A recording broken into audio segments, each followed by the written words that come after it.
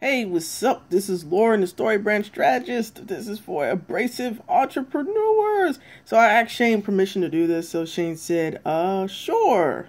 So hopefully he remembers, sure. Anyway, so folks, I hope everyone got the issue this month. I sure got mine of the newsletter in which Shane most generously talked about open loops and talked or told us his story in relation to him coming from Canada into this country, and then talking about what happened when he got here, and the accident that caused his back to be all fucked up for like 2 years and change. Um, and so I hope you guys appreciate it because I've been following Shane for a very long time. So I I've met Shane on a few occasions, and I did know exactly how his back ended up in the situation it was. So it was very interesting actually reading his version of it versus what I remember him telling me. And I hope you appreciate it because he was, if you haven't been following for a long time, he was in immense pain and he has a high pain tolerance. So I remember reading posts when he said it was a really bad day and he was pretty much on the floor crying. That's how bad his back was at that point. So just glad to see that he's doing better, but he used himself as an example to explain to us open loops and how you can use them. Now, I've been doing or using open loops for a very long time. And the funny thing is, I'm coming from a very different background where storytelling is very much a part of the culture and it is a part of what I was doing because I write fiction as well. So for me, it's not really an open loop. As a matter of fact, when I started learning copy, people were talking about open loops. I didn't know what the fuck they were talking about because I just know the writing portion of it and how to sort of do them, but not understanding what folks meant by open loops. It was just something that was a little bit more natural because I had years of actively writing these things. So it was cool to have Shane sort of break down what they're actually supposed to be so that you folks out there can practice using them on your email list, because you can use them on your email list, and to practice using them in your ads, whether you're doing a video ad or whether you are actually going to have an image and then be writing copy above and below that image. So that should be quite fun. And you may not be great at it at first, and most people aren't. But if you keep on practicing and paying attention and going back and breaking it down, eventually you'll see a lot of success, because open loops, as they call them in copy and everything else, work extremely well, and they surround us. If you watch TV, if you watch Netflix, it's one of those things that makes you sit there and waste 13 hours of your day watching a damn TV show on Netflix. Kind of open loops, but just as Shane has explained, it's not just, and stay tuned for next week, or previously on Buffy the Vampire Slayer, for those of you who remember Buffy, the way those loops were used to kind of engage folks back into the story and remind them of what was important that needs to be remembered in this for it to sort of make sense. But I want to bring to your attention some more open loops that you may or may not have noticed. Now, if you are familiar with this thing called Star Wars, the whole damn thing is an open loop, and not just in the story of Star Wars, whether you're talking about prequels or the trilogy or the new trilogy that we have entered, or the other films that have come up like Rogue One and soon to be Han Solo next year this time apparently. But the fact that how they market the films, and the fact that how they make their money with the films, with the games, and hold on, I got one, books like these, which people like me buy to read to find out the backstories of other characters who may not be main characters quite in the series, but wind up being referenced either with an image, or someone says something, or someone says they're going to this place where that character is from. All that is sort of the open loop marketing techniques that big brands like Disney or Lucasfilms, who Disney owns, use to get people like me very engaged with with the story of Star Wars.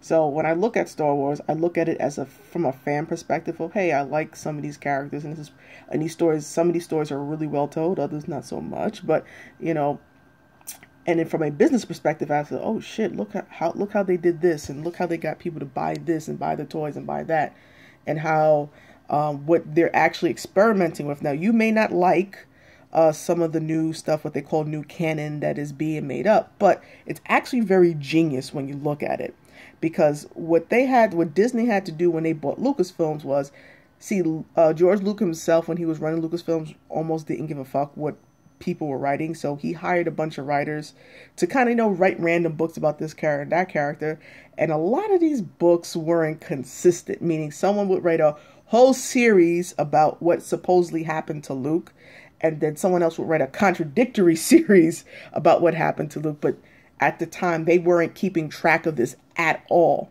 And that is called Legends now.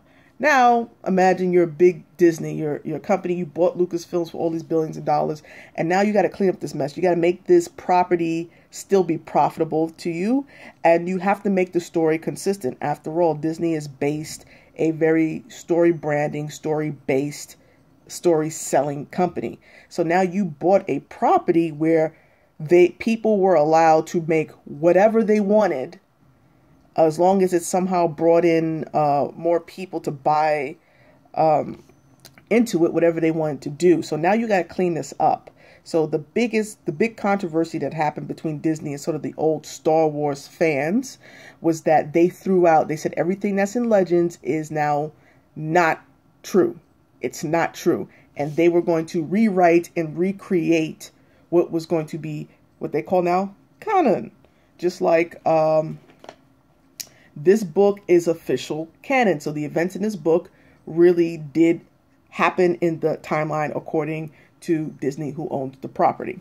So what they have wound up doing, and what I notice, is creating these massive open loops, because they have to keep the old fans as happy as possible, not to lose too many of them, as well as attract newer viewers. So what they have been doing is tying in some old stuff that was thrown out and rewriting it to fit in what they want it to be new stuff.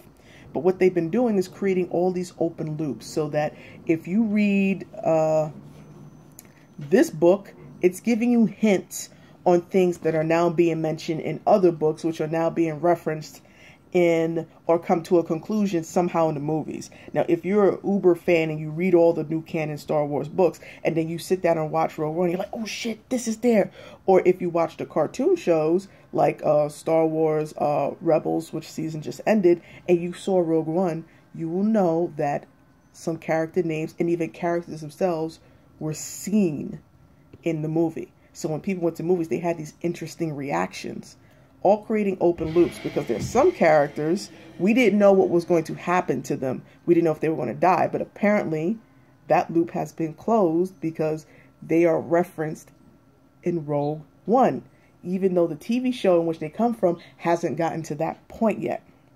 So while they closed one loop, they automatically opened another one, because the question that the fans have is that, will this character survive after this event? Did they die in this massive battle that happened at the end of Rogue One?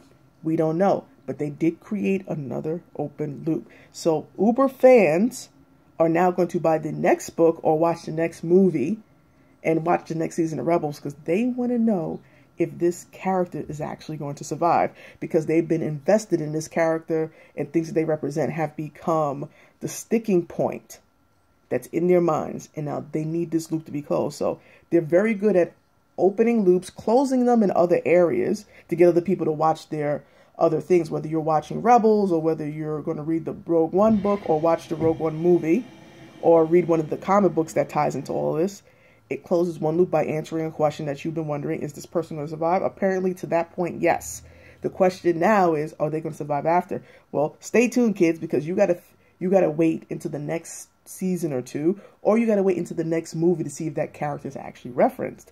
So that's one of the ways how Disney is getting people who are old fans to really integrate into new canon and watch movies like Rogue One, because there are a lot of fans when Rogue One was announced didn't want to see it, because we already knew what old canon or legend said how the rebels got the plans, and now they don't flip the whole damn script.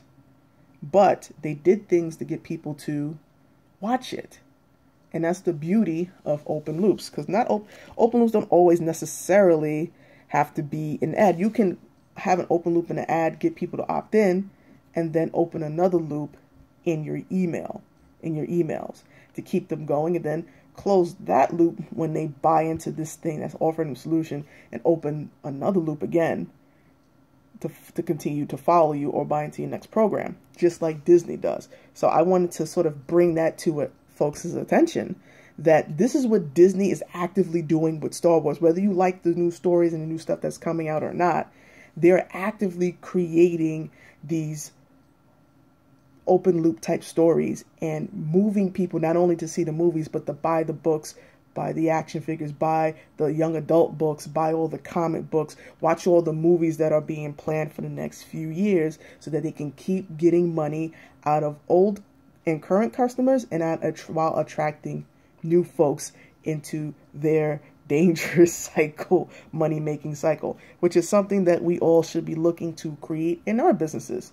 So that's what I wanted to bring up. The sort of the game being played around us. If you are a Star Wars fan, whether you're a new fan or an old fan, there's a bigger game that Disney is playing, and I have noticed it. Now, you may notice it too. So I'll see you guys in the group later. This is Lauren. I'm the Story Brand Strategist, and thank you, Shane.